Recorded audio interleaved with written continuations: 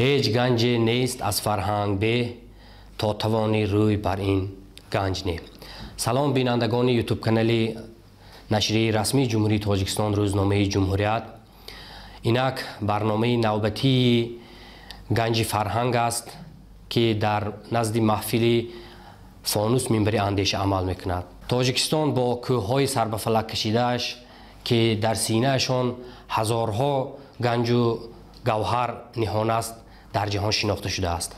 اما در این کشور کوهستان ما باز هم هستند گنج‌ها، لعل‌ها و گوهرپاره‌هایی که اونها با صدایشان، با هنرشان جلوی دیگر دارند، قدر و قیمت دیگر دارند. ما امروز سه لعل بدخشان، سه لعل تاجیکستان، سه لعل گوهر و فرهنگ و هنر را جمع آوردیم. ما دو گنج عزیز را از خاروق دریافتیم. ایشان با یک برنامه مهمانی پایتخت کشورمان دوشنبه بودند و ما از فرصت مناسب استفاده برده آنها را به استودیوی فانوس منبری اندیشه که در نزد روزنامه جمهوریت عمل میکند دعوت کردیم. دعوت ما را پذیرفتند و امروز مهمان ما شدند. خوش آمدید. صحبت را با معلم عزیز میسر دلدار و میخوام آغاز کنم. میسر دلدار و هنرمند مردمی تاجیکستان هستند. شما در 16 سالگی هنوز 16 سال داشتید، هنوز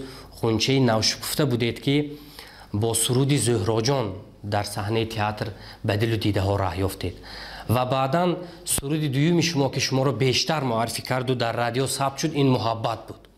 من میخواستم درباره تاریخ همین دو سرود استفاده گذارید. گفتم میتوانم که تو همین سن سال من همه یامون سرودهای رادیو و صدا میلودگی همش از او میدونستم. آوازخوان شدن و در صحنه برآمد کردن حتی در فکرم نبود. یکی از آوازخوان‌های یکم تئاتر در بدخشان تشکیل شد. مادرم همونجا یکمین آوازخوان همون تئاتر بود. آزمون میگذارد تو هم رو گفت، تو هم رو بید میتوانی یا نمیتوانی. من میدانم که من میتوانم. نیک موزیک قطعی من یکم بار خواندگی نبودم. بعد رفتم گفتن که چی نوازیم؟ گفتم چی که نوازید من خوانده میگیرم. آهنگ بابا دوست تا ببینم رویت، تا ببوسم مویت، رو ببخشد بویت جان. همین خواندم، همه جمع شدم. خودم به باوری حاصل کردم که من خونده موسیقی قطعی خونده میتوانم. ما بدیم دوشنبه همه سرود زهراجان از کینوفیلم بلبل صحرایی ایرانی. بله. همون خواندم. بار اول در تئاتر تابستانه جلوی تئاتر همونجا برآمد کردم سرود زهراجان خواندم. بعد از اون من شناختم. پیراهه شما به صنعت بزرگ از همینجا آغاز یافت و درباره محبت بار اول در رادیو ثبت کردند و زمانی که شما در دختر خردسال بودید هنوز که از رادیو سرود میشنیدید ناگهان سرودی شما هم از رادیو صدا داد. چه خیلی خودتون حس کردید؟ چه خیلی خودم حس کردم. البته خوشبخت خدا حساب کردم که مول من اکنون من از اون یکم کسا نمیخوانم. سرود من سرود محبت. این بعد یک سال که من در تئاتر کار میکردم آمدیم دوشنبه به گسترول. بعد همون سرود محبت نوروشو قربانی سینف برای من همین سرود موسیقی ایجاد کرد. بعد بار اول همون سرود محبت سخن علی بابا جان همون ثبت کردن. بیننده عزیزی یوتیوب کانال جمهوریت رو حالا به همون زمانها میگردیم که محبت رو میسرن. چند مصرش برای بینندگان لطف میکردید؟ محبت من عذابت را کشیدم، به دلگاه شد آوردی گه غم. اگرچه تلخی تو پیش دیدم ولی از تو نگشتم دور یک دم. صدا همون صدا است. اون صدایی است که ما امروز گل دختران تاجیک میشنویم. همون صدایی است که محبت رو در خزینه طلایی رادیو امروز هم صدا میدهد. یعنی صدا تغییر نیافته است. سفر بگیم تاشخوجای و سال 1996 عنوان بلند هنرپیشه مردمی تاجیکستان را صاحب شدند. از محبوب ترین سرایندگان تاجیکستان هستند. من میخوام که صحبت با معلمه از همون سرودی دوستان را گم مکن آغاز کنیم. برای چی من با ایشان از سرودشان صحبت میکنم؟ چون که اصلا هر ایجادکار فرزندش، جگربندش محصول ایجادش است، سرودش است. این متن چه خیلی انتخاب کردید؟ آهنگش مال کی است؟ این آهنگ رمتوسی مرودسی متن نوشتگیش در میرو ترسونده بوده. بله. خوندن من میکنم. این سرود تکرار به تکرار گوش کردم، اما سخن از زبانی لقمان خوش است. برام تا توانی دوستان را گم مکن، دوستانی مهربان را گم مکن. در جهان بی دوست بودن مشکل است، مشکل آسان کن کسان را گم مکن، مشکل آسان کن کسان را گم مکن. دوست آید گرم در آغوشی، رسمی خوبی تاجیکان را گم مکن، رسمی خوبی تاجیکان را گم مکن. خلق عالم دوست با ما گشته است، وحدتی خلقی جهان را گم مکن. تا توانی دوستان را گم مکن، دوستانی مهربان را گم مکن. همین صدا هم گم نمی شود. همین صدا، همین صدای عجیب و نفیس و بسیار دلنواز هم گم نمی شود، چون که شاعر فروغ فرخزاد میگوید تنها صداست که میماند. اینقدر سالها، اگر خطا نکنم 26 ساله که شما از صحنه دور بودید، آیا با یگان چله نشینی مشغول شدید؟ در کجا بودید؟ چرا اینقدر سال از صحنه دور بودید؟ در خانه بودم. چی کار میکردید همین قدر سال؟ تلویزیون تماشا میکردم. نبیرو تربیه میکردم. سرود دوست داشته خودتون کدام است؟ سرود دوست داشته من لالایک. اوه لالایک. رچیک برم سایه کنم، این لای لای لای سایه پیدی نالم کنم، لای لای نانیک تونم قبول لای یپن تیرین یتاکوفی اینا لای لای لای چگم پنتی استوفیم لای لای نانجن تونم قبول لای. این سرود تنها یک سرود نیست، این فراتر از سرود است. این درد و آرمان‌های مادری تاجیک، مادری کوهستانی تاجیک را به فرزندش، آرزو و نیت‌های نیک. این سرودها را سفربگین بر این معلمه ها امروز زنده می‌دارند. ما نمی‌دانیم که شاگرداشون یا صنعتکاران جوانی که امروز به کمال میرسند آیا دوام میدهند یا نه. مسئله اینجاست. سبب ثبت کردن صدای آنها هم همین است که این خزینه زنده است. رشته صحبت را ما به دست معلم عزیز الفتما محمد انبر رو میسپاریم. میخواهم که بپرسم که سرود دوست داشته‌شان کدام است؟ سال 1995 عنوان هنرمندی شایسته تاجیکستان را سزاوار شدند. مهر صنعت در دلشان جوش میزند. من میخوام بپرسم که پسندیدترین سرودتان کدام است؟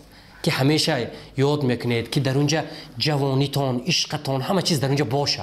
سرودای پسندیدم سیورم دو، اما پسندیده ترین این روبایوت ونج بود. بله. همین هم بسیار دوست می‌دارم. کجایی که می‌رفتم، کدام کنسرتی که کجایی که می‌رفتم همین روبایوت ونج می‌خوندم. لیکن همین روبایوت ونج اگر پروگرام بر نمی‌نویسند من برادر میگفتم که همه را می‌خورم. بله دوستان، اینک ما شما را توسط سرود روبایی‌های ونج که معلم عزیز بسیار با نزاکت سروده هستند با سیری ونج من و گنج من دعوت میکنیم. جانان بهار شده است تو کی می‌آیی،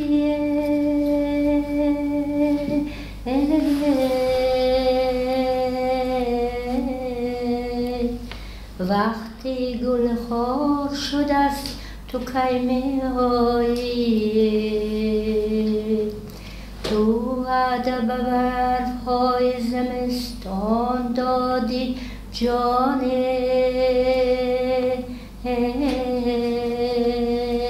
برف‌ها همه آب شدن تو کی می‌آیی،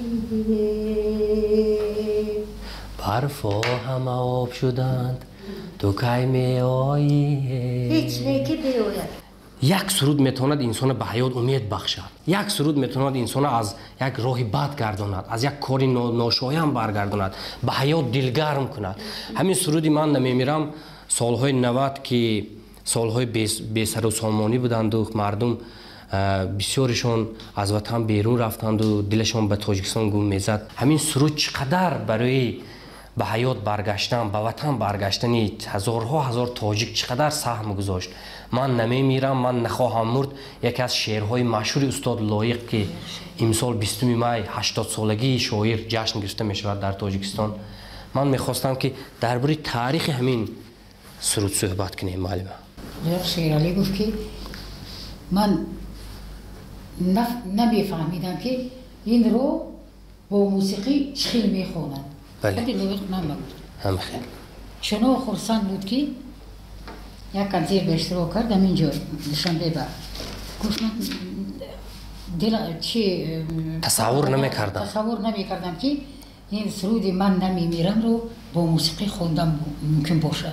تا نسازم هیکلی بر یادگاری مادرم، تا نگردم همسری با می جهانی کشورم، تا نگردم همسری با می جهانی کشورم، تا نگردد مطلعی عمری ابد با مادرم، تا نگردد مطلعی عمری ابد با مادرم،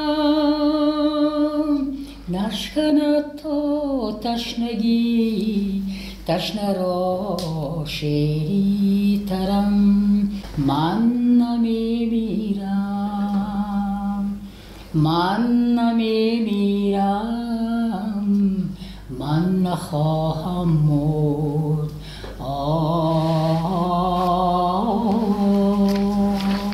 من نمیمیرم، من نمیمیرم، من نمیمیرم. خانواده شما همه صنعتکار هستند. همسرتون یکی از هنرمندان خوب و مشهوری تاجیک هستند. فرزندشان خسرو که امروز سرکارگردان تئاتر به نام مهربان نظرفی شهر خاروخ هستند. عموما اون دو صنعتکاری که شناخته شدگی هستند در خدمت شما هستند یا شما در خدمت آنها؟ حالا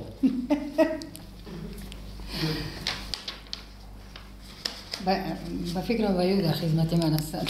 معلمه های عزیز ما زبان شغنیه میدونند، زبان شغنانیه، یعنی زبان روشانیه میدونند که از زبان های نادرترین و قدیمترین بدخشان و نه تنها بدخشان، یکی از زبان های قدیمترین جهان هست اینا که امروز همه پی آموزش آن هستند. گوینده هاش هم کم مانده است. چی میشود که یک کم کمی از همین با زبان شغنی از شما آغاز کنیم معلم جان، کم کم به زبان شغنی یا روشانی به هر دو زبان کم کم خوانند که به همین خزینه به وارد شود.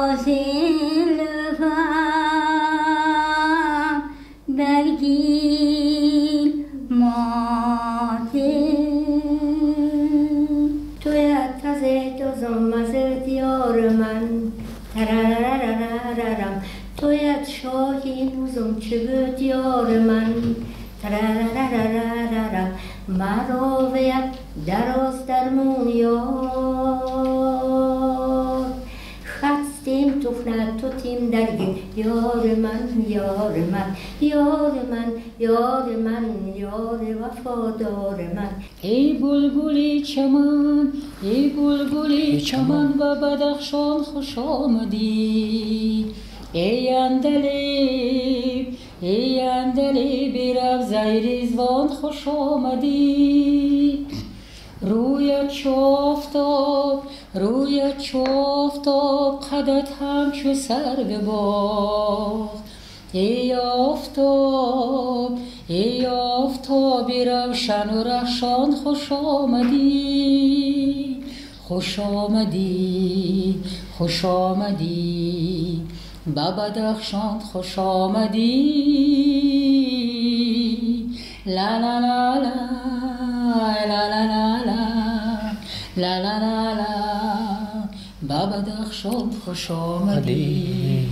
این بانوهای عزیزی که اهل هنر اهل دل هستند بیرون از تاجیکستان هم برای معرفی صنعت تاجیک صنعت قدیمی آن حتی خیلی خدمت‌های بی‌دریغ کردند. هنوز که امروز در بر ما هستند به درستی از دانششان از تجربهشان استفاده بریم. آزمون تاجیکستان وطنی عزیز من سال سوم است که اعلان شد برای کشف کردن استعدادهای نو خدمت خوبی کرده ایستاده است. اگر معلمه ها در هیئت حکمان یعنی در هیئت داوران باشند چقدر خوب میشد. مهمان استودیوی جمهوریت فانوس منبر اندیشه بودند. میسر دلدار و هنرمند مردمی تاجیکستان، سفربگیم تاشخوجای و هنرپیشه مردمی تاجیکستان و الفادما محمد انبر و هنرمند شایسته تاجیکستان.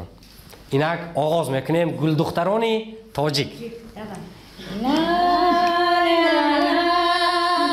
لا لا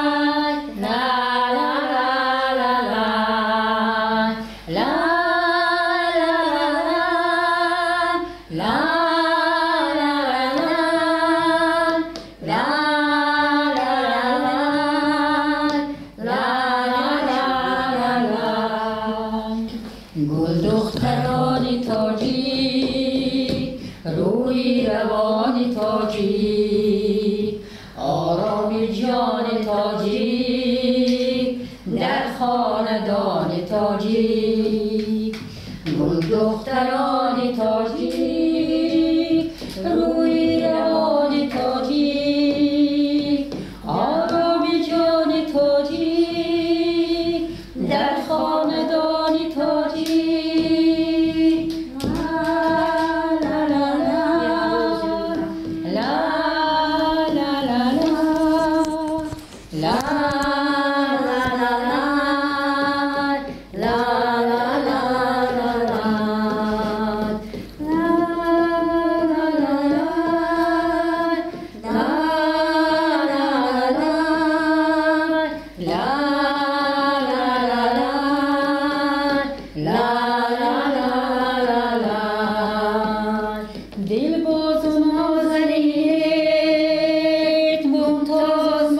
ببینید گل خنده زمینه در بستان تاجی دل باز نازنینه ممتاز و محجبینه گل خنده زمینه در بستان تاجی گل دختران تاجی روحی روان تاجی آرامی جان تاجی در خاندان تاجی گل دختران تاجی روحی روان تاجی